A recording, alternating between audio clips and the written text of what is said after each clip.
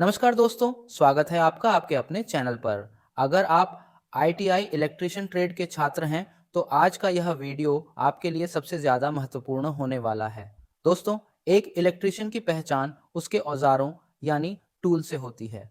चाहे आप प्रैक्टिकल कर रहे हो या फिर एग्जाम दे रहे हो, टूल्स की सही जानकारी होना बहुत ज़रूरी है। आज हम अध्याय 2 इलेक्ट्रीशियन के औजार टूल्स फॉर इलेक्ट्रिशियंस को इतनी गहराई से और बारीकी से समझेंगे कि इस एक वीडियो को देखने के बाद आपको किताब खोलने की भी जरूरत नहीं पड़ेगी। हम हर एक टूल का साइज, उसका काम और उसे इस्तेमाल करते समय क्या सावधानियां रखनी चाहिए, सब कुछ डिस्कस करेंगे। तो अपनी नोटबुक साथ लेकर बैठिए और चलिए क्लास शुरू करते हैं। शुरुआत करते हैं सबसे बेसिक और जरूरी टूल्स से। पेचकस दोस्तों, पेचकस तो आपने हर घर में देखा होगा, लेकिन एक इलेक्ट्रिशियन के तौर पर आपको इसके तकनीकी नाम पता होने चाहिए। इसका मुख्य काम है किसी भी पेंच, स्क्रू को कसना या खोलना। इसके बनावट को समझिए। इसके 3 मुख्य भाग होते हैं। हैंडल, जिसे हम हाथ से पकड़ते हैं, यह लकड़ी या प्लास्टिक का होता है। शैंक, शैंक, ये बीच का लोहे वाला डंडा होता है। ब्लेड या टिप, ये सबसे नीचे का हिस्सा है जो पेंच के अंदर फंसता है। एग्जाम में अक्सर पूछा जाता है कि पेचकस का साइज कैसे बताते हैं। तो याद रखिए, इसका साइज इसकी शैंक की लंबाई से बताया जाता है। ये मार्केट में 5 से 30 सेंटीमीटर तक मिलते हैं। इनके टिप भी अलग अलग होते हैं, जैसे फ्लैट टिप या स्टार टिप। सावधानियां, आपको 2 बातें गांठ बांध लेनी है। पहली, कभी भी पेचकस को छेनी की तरह ठोकना नहीं है, वरना इसका हैंडल टूट जाएगा। और दूसरी, पेंच के साइज के हिसाब से ही पेचकस चुने। अगर पेंच छोटा है और पेचकस बड़ा, तो पेंच का सिर खराब हो सकता है। 2, कॉम्बिनेशन प्लायर, इसे आम भाषा में हम प्लास कहते हैं, लेकिन टेक्निकल नाम है कॉम्बिनेशन प्लायर। कॉम्बिनेशन शब्द का मतलब है कई कामों का मिश्रण। ये अकेला टूल 3 काम करता है। इसके आगे वाले जबड़ों से हम किसी चीज को पकड़ सकते हैं, बीच वाले हिस्से से हम तारों को काट सकते हैं कटर, और सबसे जरूरी, तारों को ऐंठने, ट्विस्ट करने या जोड़ने के लिए इसका इस्तेमाल होता है। यह आमतौर पर 15 सेंटीमीटर और 20 सेंटीमीटर की लंबाई में मिलता है। महत्वपूर्ण बात, चूंकि हम बिजली का काम करते हैं, तो ध्यान रहे कि इसके हैंडल पर पीवीसी का इंसुलेशन कवर जरूर चढ़ा हो, ताकि चालू लाइन पर काम करते समय आपको करंट न लगे। अब हम कुछ विशेष प्लायर्स और सबसे जरूरी टेस्टर के बारे में बात करेंगे। लॉन्ग नोज प्लायर, जैसा इसका नाम है, इसकी नाक यानी आगे का हिस्सा काफी लंबा और पतला होता है। मान लीजिए आपको किसी ऐसी तंग जगह पर नट बोल्ट कसना है जहां आपकी उंगलियां या बड़ा प्लास नहीं जा सकता, वहां यह काम आता है। इसके अलावा जब हम तार को स्विच के टर्मिनल में डालते हैं, तो तार का हुक या लूप बनाने के लिए इसी प्लायर का इस्तेमाल होता है। सावधानी, याद रखिए, यह पतली चीजों को पकड़ने के लिए है। इसे कभी भी स्टील के सख्त तार काटने की कोशिश न करें, वरना इसका मुंह खराब हो जाएगा। 4, साइड कटिंग प्लायर, इसे वर्कशॉप में अक्सर कटर कहा जाता है। कॉम्बिनेशन प्लायर से आप मोटी तारें नहीं काट सकते, लेकिन यह साइड कटिंग प्लायर इसी काम के लिए बना है। इसका उपयोग कॉपर, तांबे और एल्यूमीनियम के तारों को काटने के लिए किया जाता है। साथ ही जब हमें तार का इंसुलेशन, ऊपर का रबर छीलना होता है, तो यह बहुत काम आता है। चेतावनी, इससे भी आपको स्टील या लोहे के सख्त तार नहीं काटने हैं।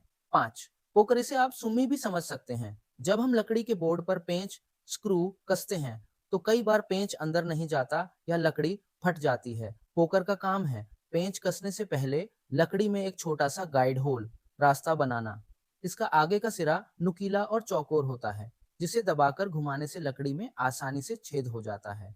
6, फेज टेस्टर, यह एक इलेक्ट्रिशियन का सबसे सच्चा साथी है। इसका काम है ये पता लगाना कि तार में जिंदा सप्लाई, लाइव सप्लाई या फेज आ रहा है या नहीं।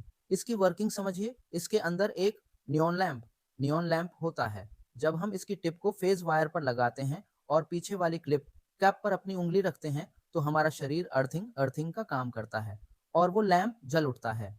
एग्जाम पॉइंट, इसकी क्षमता 500 वोल्ट तक होती है। हाई वोल्टेज पर इसका इस्तेमाल कभी न करें। और हाँ, इसे पेचकस की तरह जोर लगाने के लिए इस्तेमाल न करें, यह नाजुक होता है।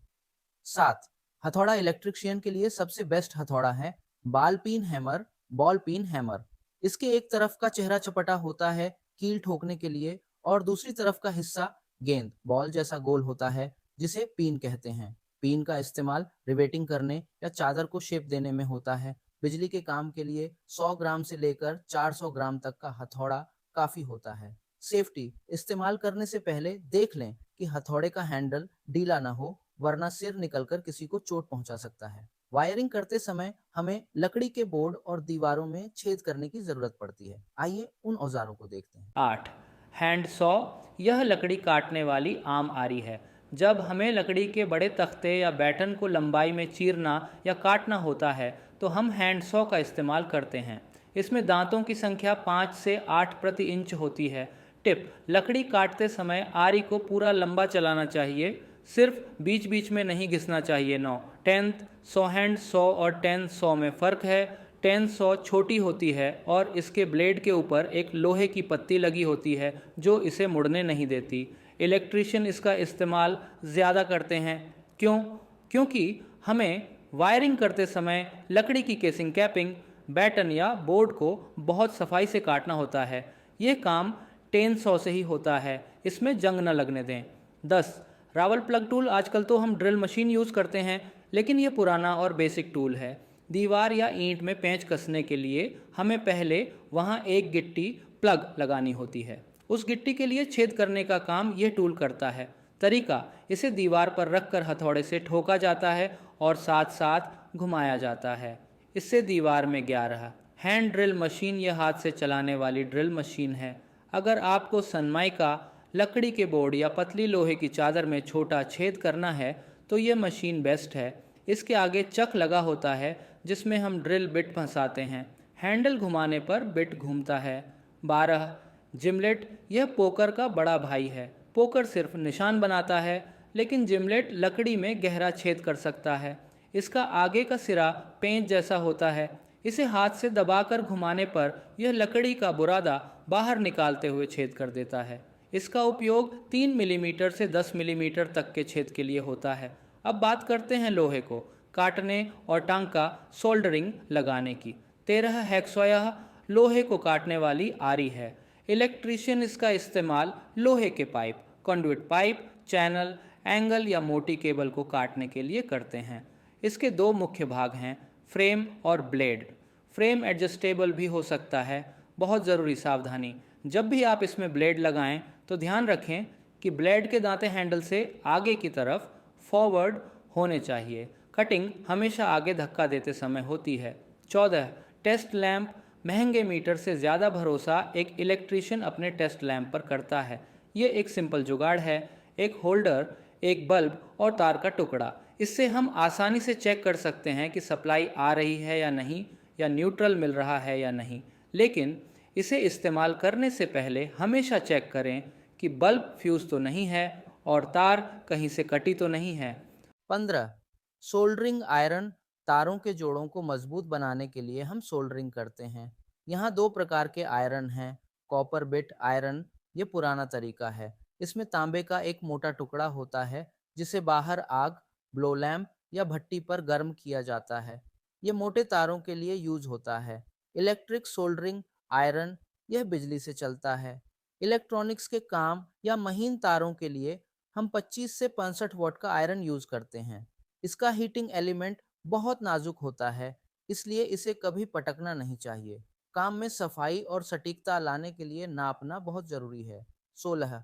Standard wire gauge. यह एक स्टील की गोल चक्री होती है जिसके किनारे पर अलग अलग साइज के खांचे, स्लॉट्स कटे होते हैं। काम: इसका उपयोग तार का व्यास, मोटाई नापने के लिए होता है। तरीका: तार का इंसुलेशन हटाकर नंगे तार को खांचे में डालकर देखते हैं। जिस खांचे में तार बिल्कुल सही फिट हो, न ढीला न टाइट, वही उस तार का गेज नंबर होता है। याद रखिए, गेज नंबर जितना बड़ा होगा तार उतना ही पतला होगा। 17. साहुल। यह लट्टू जैसा दिखता है और इसके साथ एक डोरी बंधी होती है। जब हम दीवार पर वायरिंग करते हैं तो पाइप या बैटन बिल्कुल सीधी है या नहीं, यह चेक करने के लिए साहुल का इस्तेमाल होता है। इसे लटकाने पर यह गुरुत्वाकर्षण की वजह से बिल्कुल सीधा लटकता है। इसकी नोक बहुत तेज होती है, इसे टूटने से बचाएं। 18. गुणिया। यह एल आकार का एक टूल है। इसका उपयोग किसी भी कोने का समकोण, 90 डिग्री का एंगल चेक करने के लिए होता है। वायरिंग करते समय कोनों पर केसिंग कैपिंग सही 90 डिग्री पर मुड़ी है या नहीं, यह गुणिया से चेक किया जाता है। 19. नाप स्टील टेप। किसी भी वायरिंग को शुरू करने से पहले कमरे की नाप लेना जरूरी है। इसके लिए हम फ्लेक्सिबल स्टील टेप का यूज करते हैं। ये मुड़ सकता है और स्प्रिंग की वजह से केस के अंदर वापस चला जाता है। अब देखते हैं कुछ ऐसे टूल्स जो चीजों को काटने और शेप देने में काम आते हैं। 20 छेनी इलेक्ट्रिशियन के पास दो तरह की छेनी होनी चाहिए। फर्मर चिज, ये लकड़ी के काम के लिए है, जैसे बोर्ड में खांचा बनाना। कोल्ड चिज, यह लोहे और दीवार के लिए है। दीवार में झिरी, गैप काटने या ईंट तोड़ने के लिए इसका इस्तेमाल होता है। इसमें फ्लैट छेनी सबसे कॉमन है। सावधानी, अगर छेनी का सिर हथौड़े की चोट से 1 इंच। स्निप, यह देखने में कैंची जैसी लगती है, लेकिन यह बहुत मजबूत होती है। इसका काम है लोहे या एल्यूमिनियम की पतली चादरों को काटना, जैसे कि स्विच बोर्ड की माइका शीट काटना। 22 रेती, जब हम किसी लोहे को काटते हैं तो उसका किनारा खुरदुरा और धारदार हो जाता है। उसे घिसकर प्लेन करने के लिए रेती का इस्तेमाल होता है। रेतियां कई तरह की होती हैं, फ्लैट, राउंड, गोल और हाफ राउंड, अर्ध गोल। चेतावनी, बिना हैंडल वाली रेती कभी इस्तेमाल न करें, उसका पीछे का नुकीला हिस्सा टैंक हथेली में घुस सकता है। अब हम उन भारी औजारों की बात करेंगे जो पाइप फिटिंग और मोटर रिपेयरिंग में काम आते हैं। 23 पाइप रिंचेस, हम लोहे के पाइप, जीआई पाइप या कंड्यूट की वायरिंग करते हैं, तो गोल पाइप को साधारण प्लास या स्पैनर से नहीं पकड़ा जा सकता। वहां काम आता है पाइप रिंच। इसके जबड़ों में ऐसे दांते बने होते हैं जो पाइप को कसकर पकड़ लेते हैं। ये पाइप को कसने और खोलने दोनों काम आता है। 24 पाइप कटर, पाइप को आरी से काटने में समय भी लगता है और कट टेढ़ा भी हो सकता है। पाइप कटर में एक कटिंग व्हील होता है। इसे पाइप पर फंसाकर गोल गोल घुमाया जाता है, जिससे पाइप बहुत सफाई से और जल्दी कट जाता है। 25 वाइस इसे बेंच वाइस भी कहते हैं, क्योंकि यह स्टेबल बेंच पर कसा होता है। जब हमें किसी लोहे के टुकड़े या पाइप पर काम करना होता है, जैसे काटना या घिसना, तो हम उसे हाथ में पकड़कर नहीं कर सकते। वाइस के जबड़ों के बीच में उस जॉब को मजबूती से फंसा दिया जाता है, फिर हम आसानी से काम कर सकते हैं। 26 पुलर, जब मोटर जल जाती है या आवाज़ करती है तो हमें उसकी पुली या बेयरिंग बदलना पड़ता है। ये शाफ्ट पर बहुत टाइट फंसे होते हैं। अगर हम हथौड़े से ठोकेंगे तो शाफ्ट टेढ़ी हो सकती है। पुलर की मदद से हम इन्हें बिना किसी नुकसान के बहुत प्यार से बाहर खींच सकते हैं। इसकी टांगें पुल्ली को पकड़ती हैं और बीच का स्क्रू शाफ्ट को धक्का देता है। आखिर में देखते हैं केबल जोड़ने के आधुनिक औजार। 27 क्रिम्पिंग टूल। पहले हम तारों को सिर्फ मोड़कर टेप लगा देते थे, लेकिन इंडस्ट्री में लग्स लगाए जाते हैं। क्रिम्पिंग टूल से हम एल्यूमिनियम या कॉपर के थिम्बल्स को तार के सिरे पर दबाकर फिक्स करते हैं। इससे जॉइंट कभी ढीला नहीं होता और स्पार्किंग नहीं होती। 28 वायर स्ट्रिप प्रदांतों से या चाकू से तार छीलने पर कई बार अंदर का तांबा भी कट जाता है। वायर स्ट्रिपर एक ऐसा कट्टर है जिसमें हम सेटिंग कर सकते हैं। ये सिर्फ ऊपर का प्लास्टिक इंसुलेशन काटता है और अंदर के कंडक्टर को बिल्कुल सुरक्षित रखता है। इससे काम बहुत तेज़ होता है। 29 इलेक्ट्रिशियन चाकू, यह एक खास चाकू है जिसमें 2 ब्लेड होते हैं। एक ब्लेड बहुत तेज़ धार वाला होता है तार छीलने के लिए। दूसरा ब्लेड थोड़ा कम धार वाला और खुरदुरा होता है, जिसका काम है तार के ऊपर से इनामेल या गंदगी को साफ करना ताकि करंट अच्छे से पास हो।